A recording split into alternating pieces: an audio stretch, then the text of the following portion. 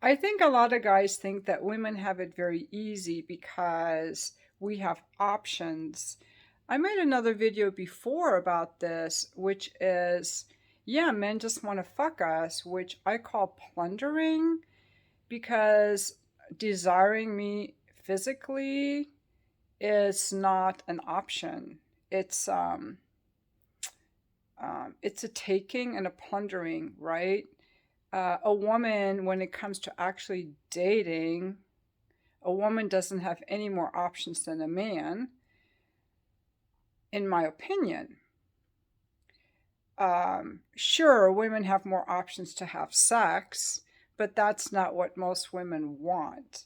Now, when it comes to dating, I will say, and when it comes to relationships, when it comes to marriage, men are actually choosier than women. Men are actually just, and when it comes to dating, I would say men are just as choosy as women are.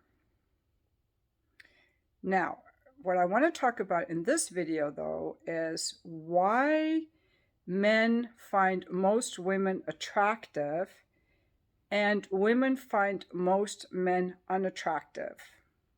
And it isn't a bell curve, uh, because in an OkCupid study of attractiveness, they found that men do rate women on a bell curve on attractiveness. You know, there are a few women that are super attractive, most are in the middle, and then there are a few that men find unattractive. Whereas women rate men, few, some men are rated as very attractive by most women, and then it just falls off. So women find most men unattractive. And I'm going to tell you why that is. First of all, shout out to, I'm always checking out videos that you guys recommend to me, and someone recommended that I watch Courtney Young.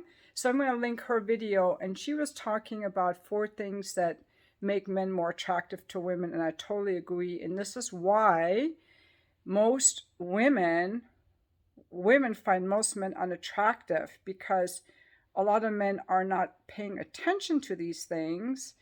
And we have, our brains are different, okay? Guys have areas of their brain that are more active than we have, especially I think when it comes to science and math and logic. And we have more areas of our brain active than men do in general, that when it comes to intuition, emotions, and reading people's faces. So as a woman, for me to feel attracted to a guy, I'm not just looking at his curves. See, like, you guys look at a woman's curves, you see some curves, and you're on it. Because you don't know how to look for anything else. See, we know we look for more things. Our brains are just better that way. So we're not just looking at a body. I want to know, I'm going to read other things off that person. Like, I can look at a picture of a guy and tell you his face might look good, but he'll be unattractive because he exudes poor physical appearance, poor discipline, poor confidence, poor effort, mental health issues. If I can see like anger on his face or anything like that, it's not attractive. So the interesting thing is, I've even seen homeless guys walking on the street, and I'm like, that guy is really unattractive, but if that guy would clean up his act and get his life in order, he could be very attractive because he's got good facial features and good body structure. And that's the main thing. So when it comes to and the reason these things matter, like confidence, of course, men like women who are confident, but they'll be attracted to a woman who isn't confident just because she's curvy. But see, I would never be attracted to a man that lacks confidence, never in a million years. And confidence has to do with posture, eye contact when he's talking, whether he's using his hands, how he's sitting, how he's moving, how he's talking. And see, for a woman, because our brain is just more active, we can sense that, like, nobody wants to be with a guy who's a slouch. I mean, I don't. So that's what I think it is. That's why I think Most men are unattractive. They don't know how to properly groom or dress themselves. They're not paying attention to that unless they're gay, because gay men actually do pay attention to that. And I think another thing that is really working against men is it's really, I think men are really judged by their income and their work, the jobs that they have. And I wish that our politicians would talk more about this, but they're not going to, because they are complicit in, just printing more money. And we have a very large poverty class in this country. We have a huge gap between the CEOs and the upper people and the rest of the population. Like in Germany, where I'm from, there's a huge middle class, and there's a huge social safety net for healthcare, college. Housing is expensive, but you don't have as many like super rich people. Like the income distribution is more equal. In the United States, it isn't. So the productivity of men is siphoned to the CEOs and the politicians and the lobbyists. And so the wages of men have really gone down since the 70s, or been flat, while the cost of the most basic things have like tripled: education, healthcare, housing. It used to be that a man could graduate from high school, get a job in a factory, for a union, even UPS. I remember when UPS drivers and mailmen could support an entire family and have health care for the whole family. Those days are gone. And this has really impacted men a lot. I think this has really impacted men a lot. And what bothers me is that there's no one talking about it and realizing that it's a problem and addressing it. Like, where the fuck is Biden and Trump? Nancy Pelosi, Mitch McConnell? They're just enriching themselves. They're all corrupt, siphoning money to their kids and to themselves, while they leave all of these men, down in the poverty gutter. And a man generally gets his self-esteem a lot by how much money he makes, and he generally wants to provide. And when he can't, it really messes with his head. So I don't know what the answer is, you guys, but it's harder to find men attractive when they're depressed, demoralized, not taking care of themselves, not working out, not feeling good about themselves. It just isn't as attractive. And some of it is due to their own making, but some of it is not your fault. Even if whether you're a woman or a man and you're working your ass off doing construction for $20, $30 an hour, and you don't even have your health care covered, and you live in an expensive state like California, you're just basically screwed. It's not your fault. I don't know what the answer is. Thankfully, we haven't gotten to the point yet where videos are taken down for talking about it, but I wouldn't be surprised if that day will come too, where we're not even supposed to talk about the political class and how the corporations, how they're siphoning money off the American male. I'm going to call this video "Siphoning Money Off the American Male." They do it for women too, but I want to make this video for the guys, because a lot of men comment on my videos, and they say things like, "I'm afraid to ask women out, because I know they'll claim sexual harassment." And I think a lot of women have become really entitled.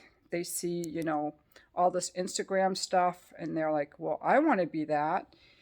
And I have a daughter, and she's very beautiful. When she was in high school, she wanted to be a model. So did one of my sons. He's very good looking. My kids are good looking, and I wouldn't let them. I didn't want them to have so much emphasis on their looks and be so superficial. I gave her a clothing allowance in high school because she would always want more and more clothes. So I wanted to tamper down her materialism, superficiality, like enjoy your body, take care of your body, but you're more than your body. And I don't want to give so much energy just to your looks. And I just think that more moms and dads didn't teach their kids that, and the daughters are too focused on their looks and wanting a very superficial lifestyle, and they weren't taught the value of education, family, spiritual life, whether it's church or meditation, and all of that. And a lot of these women have become very superficial. They also grew up in the age of everyone gets a trophy for self-esteem, and maybe the helicopter parents raised their daughters and sons to be super entitled, because I also see those comments that modern women just expect too much. And I think the women that do are probably women that spend a lot of time on social media, and they're seeing other people peacocking and bragging about their lives, and they want that too.